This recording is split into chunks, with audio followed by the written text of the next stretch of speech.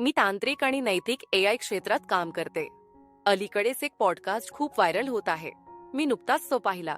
त्या संपूर्ण पॉडकास्टमध्ये पर्यावरणीय चिंता, जागतिक तापमान वाढ किंवा कार्बन उत्सर्जन यावर अजिबात चर्चा नाही.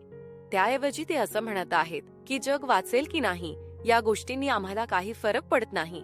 आपण माणसांना वाचवू.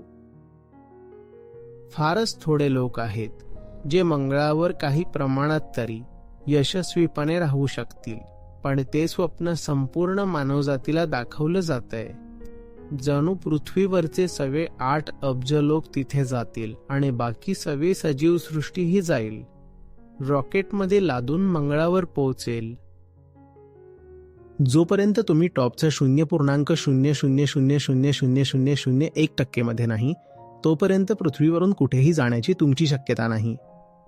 ही खूप महागडी गोष्ट आहे, कारण लोक फक्त भेट देणार नाहीत, तर तिथे स्थायिक होण्याची गोष्ट चालली आहे. एका व्यक्तीसाठी अब्जावधी डॉलर्स खर्च येतो. ते पैसे कुठून आणणार?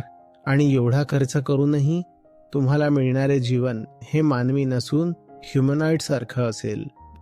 जे लोक तुम्हाला हे स्वप्न विकत आहेत ना, त्यांच्या गिमिक्स मागचं सत्य ओळखा. ते मानवतेविरुद्धचे गुन्हेगार आहेत. ते हे सगळं यासाठी सांगत आहेत की तुमचं लक्ष हवामान बदलाकडे जाऊ नये आणि तुम्हाला चांगलं वाटावं. जर पृथ्वी हवामान बदलामुळे संपणार असेल तर ठीक आहे, आपल्याला दुसऱ्या ग्रहावर जायचं आहे ना.